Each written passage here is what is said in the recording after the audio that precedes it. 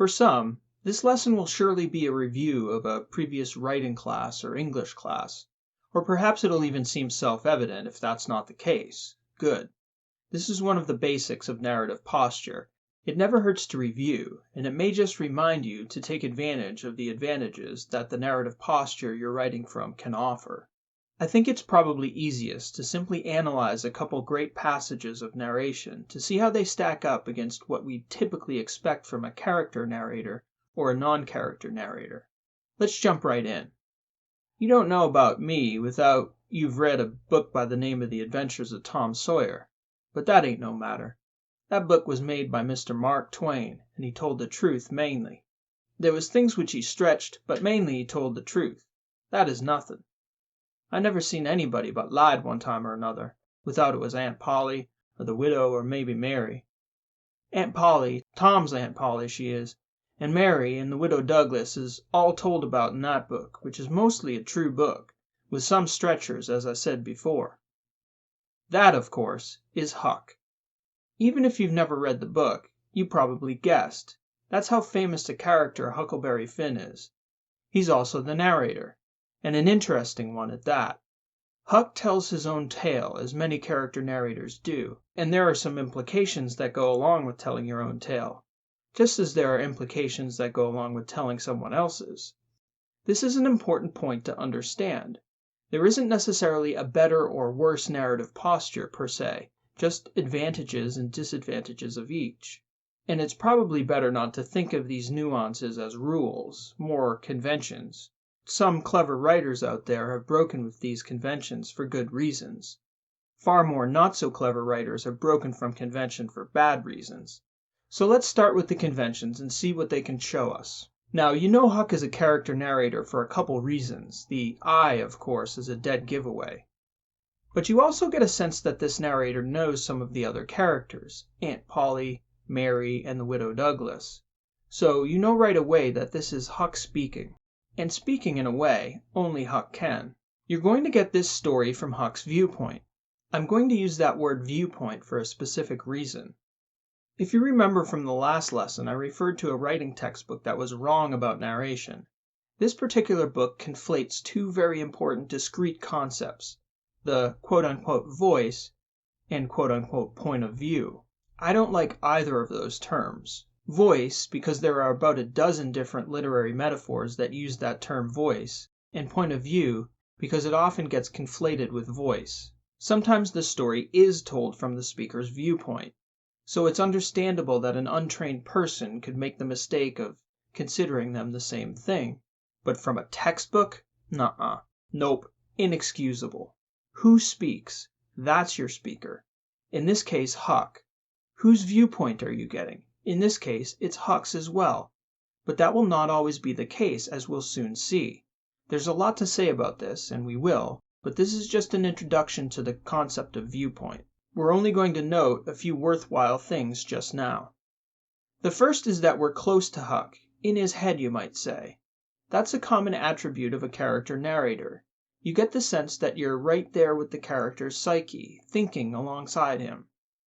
You get the sense that Huck is both telling you about Mark Twain and the adventures of Tom Sawyer, and judging the situation at the same time, thinking it through in the telling.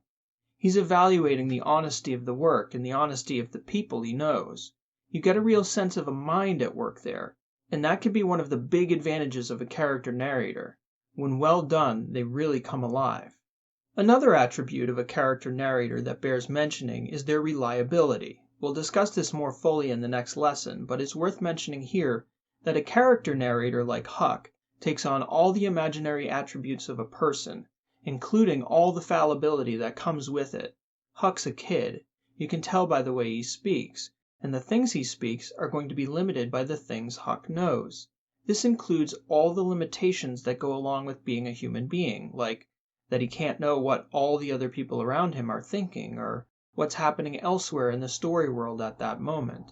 In addition to normal human limitations, Huck has the limitations that go along with his specific character, like that he's 12 years old and doesn't fully grasp the world he's living in because he's so young.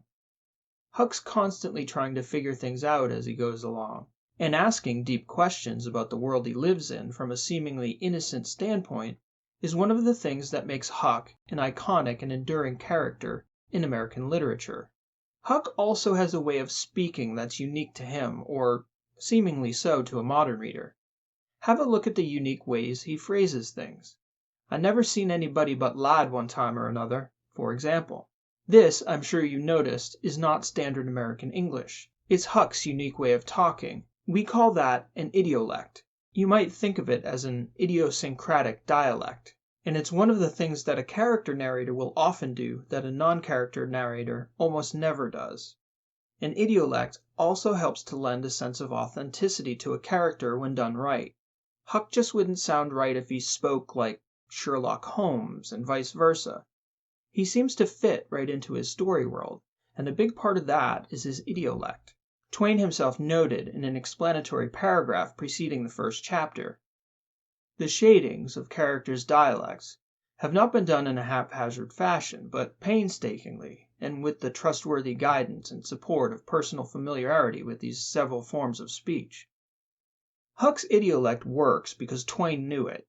Not a bad thing to remember, no matter whose idiolect you're trying to capture in your character narrators.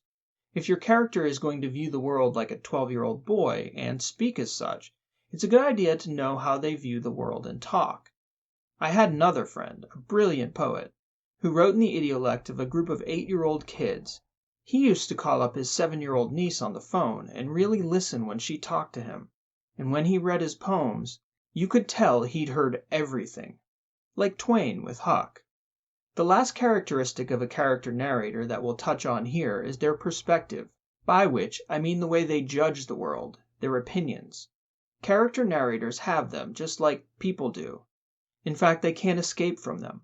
Huck's opinions of the world may not be set in stone the way an opinionated adult character's might be, but you can sense him working them out.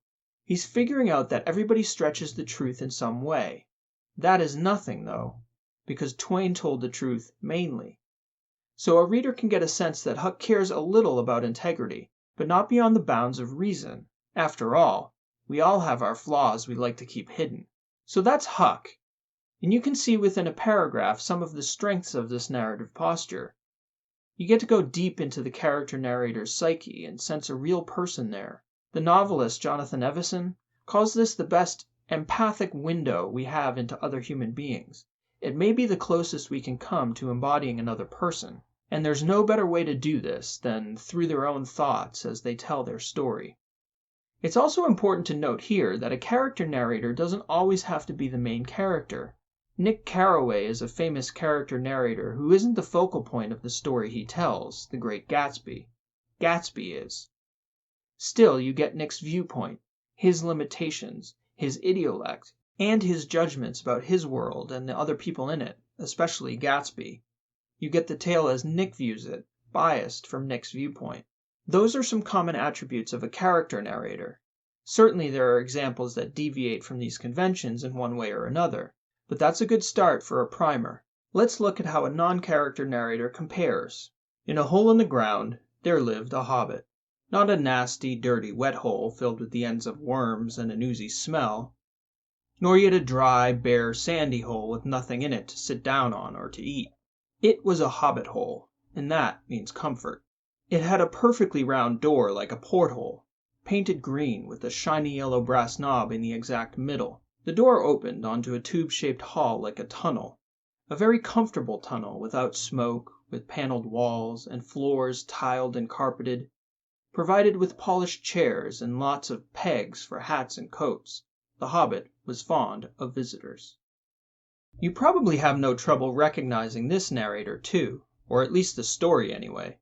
It's very different from the first paragraph of Huck, and a huge part of that difference you can chalk up to the different attributes between character and non-character narrators, and both the authors have good reasons for taking advantage of these varying attributes. We've talked about why Twain had a 12-year-old's viewpoint telling the story of an escaping slave in the Mississippi Valley. Let's take a closer look to see why Tolkien might have chosen the narrative posture he did. The first differing characteristic is viewpoint. In this opening, it isn't nearly as specified as Huck's. You don't get a specific psyche per se, but it seems as though you're there with the speaker, being introduced to this hobbit hole very generally in the first paragraph. Your simulation probably begins to draw up visual images of this hole, and it really starts to get specific when the narrator mentions the round door with a big brass knob right in the middle of it. Then the narrator moves you down the hallway, describing the carpeting, the paneling, the chairs. This is the narrator walking you into the story world, inviting you onto the scene, a different but equally effective way to bring a reader into the story. The viewpoint isn't as specified in the same way a reader gets locked into Huck's perspective, and this is to a point. Check out this passage. Bilbo almost stopped breathing and went stiff himself. He was desperate. He must get away, out of this horrible darkness, while he had any strength left. He must fight. He must stab the foul thing, put its eyes out, kill it. It meant to kill him. No, not a fair fight. He was invisible now. Gollum had no sword, and he was miserable, alone, lost. A sudden understanding, a pity mixed with horror welled up in Bilbo's heart. This is the same narrator later in the novel, when Bilbo is trying to escape the dark tunnels he and his companions were dragged down into by the goblins. Here you have a viewpoint, Bilbo's. You're getting some of that empathic window. You get Bilbo's thoughts, not directly in the way you can follow Huck's thinking, but it's pretty close. From the narrator's description, you can infer Bilbo's line of thinking, as it ranges from terror and a feeling of almost obliging him to murder Gollum, to one of pity for the creature. It's quite a deviation, and the reader follows it along quite well, viewing the scene, so to speak, from Bilbo's psyche. I could pull quite a few more passages from the novel to demonstrate the contrast further, but you probably get the idea. This narrative posture offers flexibility and viewpoint that a character narrator generally doesn't. Tolkien's narrator adopts multiple viewpoints over the course of the story, from Bilbo's to Elrond's to Gandalf's to the dwarves. This is why you cannot conflate the narrator's voice with the story's viewpoint. Even when they happen to be the same as with Huck, they're still two entirely different phenomena. A non-character narrator can jump between viewpoints as the story requires, while a character narrator's singular viewpoint cannot. You don't get Jim's viewpoint in Huckleberry Finn unless it's filtered through Huck's consciousness. Not so with The Hobbit. This type of fluidity is useful in a story with a vast scope like Tolkien's Middle-earth. The narrator can take you off with Sam when Frodo falls, or flip between Saruman's tower and the halls of Gondor. It's a great tool to have when your story is big. And unlike the character narrator's singular viewpoint, this narrator can know all the viewpoints in the story world. This is the quote-unquote omniscience that is a common convention of the non-character narrator. This narrator resides outside the story world, relating the events, setting, and characters in whatever manner seems most effective. The knowledge of this narrator is theoretically unlimited, and therefore, so is the viewpoint. Another advantage of this style of narration is the reliability of the narrator. Generally, a non-character narrator is uniformly reliable. When this narrator tells you about the Hobbit's door and hallway and chairs, there's no reason to doubt. The non-character narrator is the sole authority on the story world, and thus it's very rare to encounter one who isn't absolutely reliable. Tolkien's narrator's words are canon law of Middle-earth. That's the convention. And there's no reason to doubt it the way you might not quite trust Huck's interpretation of his story world. He's a kid after all. He's bound to get a few things wrong. Now, the idiolect of Tolkien's narrator is interesting. Generally, with a non-character narrator, the convention is to be straightforward and orthodox in diction. But Tolkien's isn't, strictly. The dialect is British English to begin with, as one would expect, but there's something a bit archaic about it too, especially the syntax. And there's a simplicity to the diction that you'd also expect from a children's story. You read the first sentence and could almost be forgiven for thinking that Tolkien had sat down, wrote "Once upon a time," thought better of it, scratched it out, and wrote the iconic paragraph as written above. And that idiolect follows throughout. It's authoritative, simple, and playful. Most importantly, it's consistent, never giving the reader cause to question its authenticity or authority, which might be the most important thing to say about any non-character narrator's idiolect. Lastly, Tolkien's narrator doesn't offer much in the way of opinion. You don't get this narrator's opinion on the world in the same way you would get Huck's. The convention with a non-character narrator is to play it straight and let the reader decide how to feel about the situations unfolding in the story world. One out-of-style type of narrator, the editorial omniscient, commonly presented characters in a way that directed readers' perceptions toward them. For example, poor Randolph and Mortimer were seated on the corner of J Street, penniless as they had been for 2 years, until the Prince of Zamunda happened along. The narrator here cues the reader to feel sympathy for the two men with the adjective poor. Modern writers tend to view this antiquated convention as a cheap way to gain sympathy, a shortcut that a cleverer writer wouldn't take. Instead, the narrator might describe the men shivering with a pile of garbage bags as their blankets and a layer of frost on their coats. The convention generally remains for the non-character narrator to describe the story world, the characters, and the plot, and leave the opinions to the reader. So there you have it, a rough set of outlines for the narrator inside and the narrator outside the story world, and a few generalized implications that follow. You'll find variations on these conventions in your many readings, and if they're good readings, you'll find good reasons for deviation from those conventions too. This is a nice starting place though. Next, we'll get a little deeper.